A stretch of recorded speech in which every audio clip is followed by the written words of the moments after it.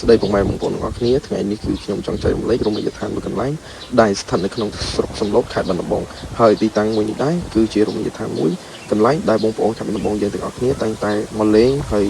កំសាន្តព្រោះអីទីតាំងមួយកន្លែងនេះគឺមានសម្រស់ស្រស់ស្អាតខ្លាំងមែនទែនបងប្អូនហើយទីតាំងនៅរមណីយដ្ឋាននេះដែរគឺស្ថិតនៅក្នុងស្រុកសំឡូតចាស់ដែលមានឈ្មោះថាទឹកធ្លាក់ភ្នំកំពូលហើយកន្លែងនេះគឺជាកន្លែងដែលភ្ញៀវទេសចរច្រើនដែលគាត់តែងតែមកលេងជុំគ្រួសារនៅពេលចុងសប្តាហ៍ហើយដូចបងប្អូនបានឃើញចឹងគឺទស្សនវិជ្ជានិងខ្យល់បរិសុទ្ធបរិយាកាសពិតជាស្រស់ស្អាតមែនទែនបូករួមជាមួយនឹងខែនេះគឺជាខែតរ៉េនផងចឹងគឺសម្បូរទៅដោយប្រជាពលរដ្ឋនិងបងប្អូនដែលគាត់នៅតាមបណ្ដាខេត្តគាត់បានលេងហើយគាត់ទិញតរ៉េនពីស្រុកសំឡូតទៅញ៉ាំចឹងណាបងប្អូនហើយមិនមានត្រឹមតែតរ៉េនទេគឺមានទាំងសាម៉ៅមង្ឃុតនិងផ្លែឈើផ្សេងៗដែលប្រជាពលរដ្ឋនៅខាងស្រុកសំឡូតគាត់បានដាំបោះអញ្ចឹងណាបងប្អូនមួយវិញទៀតបើសិនជាបងប្អូនទិញតរ៉េនឬក៏បងប្អូនគាត់អាចឈានចូលលេងទឹកនៅធ្លាក់កំពូលភ្នំមួយកន្លែងនេះគឺខ្ញុំអាចនិយាយបានថាគឺទស្សនវិជ្ជាវិញគឺស្អាតយកទៅមែនតើហ្មងហើយបើសិនជាយើងមានគ្នាមានគ្រួសារមានបងប្អូនម៉ាក់ប៉ាអញ្ចឹងទៅហ្នឹងគឺហ្មងបងប្អូនយើងអាចដាក់ចក្រានឬក៏ដាក់អីយកទៅអាំងសាច់អាំងអីញ៉ាំធ្វើម្ហូបធ្វើអីយកទៅញ៉ាំនៅហ្នឹងគឺស្អាតខ្លាំងតែម្ដងហើយមួយវិញទៀតគឺទឹកនៅហ្នឹង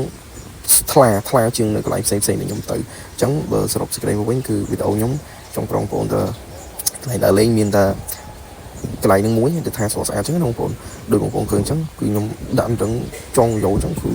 មានអារម្មណ៍ថាបរិយាកាសហ្នឹងគឺស្រស់ស្រាយហើយវាអាចកាត់សានពេលយើង stress ពេលយើងអីចឹងដែរអត់និយាយច្រើនទេបងប្អូនមើលក្នុងវីដេអូហ្នឹងទៅថាខ្ញុំគឺមានក្តីសុខបែបណាអញ្ចឹងបងប្អូនអត់រំខានបងប្អូនមើលច្រើនទេសូមបងប្អូនទស្សនាវីដេអូតាមដែលបងប្អូនអាចឃើញនៅក្នុងវីដេអូនឹងដែរអញ្ចឹងណាបងប្អូនមើលរូបភាពបន្តសកម្មភាពជាក់ស្ដែងដែលខ្ញុំ